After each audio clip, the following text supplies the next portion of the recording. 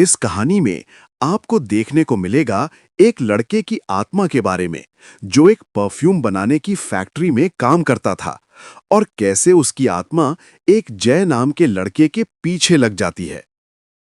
अक्सर जब भी मैं अपनी स्कूल बस से स्कूल जाता था, हमारी बस बच्चों को लेकर एक पुराने जंगल के रास्ते से गुजरती थी। वैसे तो यही हमारा रोज़मर्रा का रास्ता था। तब मैं बहुत छोटा था, पर मुझे आज भी याद है जब हमारी बस उस टूटे हुए रास्ते से गुजरती थी, मेरी निगाहें एक पेड़ के नीचे बनी कब्र पर पड़ती थीं। मैं हमेशा उस कब्र को देखकर सोचता कि ये कब्र किसकी होगी, पर कभी जान नहीं पाता।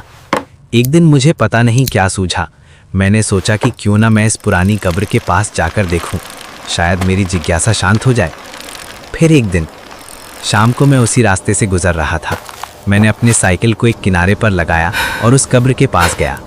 कब्र कोई ज़्यादा पुरानी नहीं थी, उसके आसपास सूखे पत्ते बिखरे हुए थे। मैंने नाम पढ़ने की कोशिश की, पर वो मटमैला होने के कारण पढ़ नहीं सका। मैं वहीं कुछ देर तक बैठा रहा। जब मैं वहाँ से उठकर चलने लगा तो मैंने एक अजीब से मदहोश करने वाले परफ्यूम की खुशबू सूंघी, जो कि अजीब बात थी क्योंकि वहाँ पर कोई भी मौजूद नहीं था।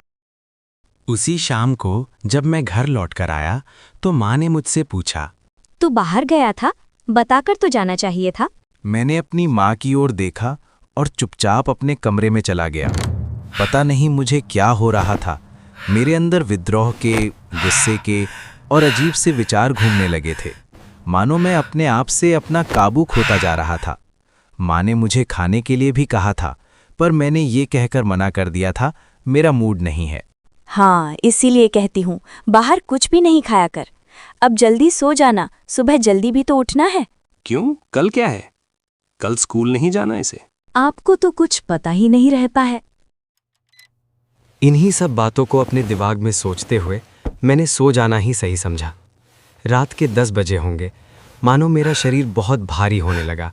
मुझे चक्कर आने लगे, जी मचलने लगा। शरीर इस तरह से हावी होने लगा मानो किसी ने मुझे जकड़ लिया हो।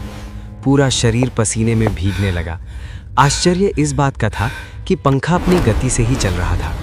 मैंने अपना नियंत्रण खो दिया। मैं बेकाबू सा होने लगा। मेरे अंदर इतनी भी ताकत नहीं रही कि मैं अपनी मदद के लिए घर में किसी को आवाज़ तक लगा पाऊँ।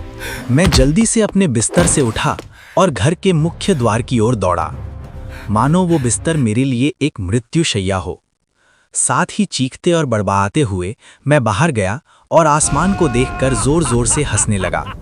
चांद, जो कि काले बादलों में छिपा हुआ था, उसके प्रकट होते ही मैं जोर से चीखने लगा। मेरी चीख इतनी भयानक और डरावनी थी, इसकी गूंज से मेरे घर वाले बाहर आए। बाहर आते हुए उन्होंने मुझे आवाज़ लगाई, जय, ये सब क्या है? तू इतनी रात को यहाँ क्या कर रहा है? मैं अपना आपा खो चुका था। मैंने बड़ी बड़ी आंखों से अपनी माँ की ओर देखा। ये पहली बार था कि मैंने उनके साथ इस तरह का व्यवहार किया। जल्द ही पिताजी बाहर आए। उन्होंने मेरी ओर देखा और पूछा, जफर, तू यहाँ क्या कर रहा है? मेरी माँ को ये सब कुछ बड़ा अजीब लग रहा था। वे किसी भी जफर नाम से परिचित नहीं थीं। मैंने पिताजी की आंखों में देखा और पूछा, तू जानता है मुझे?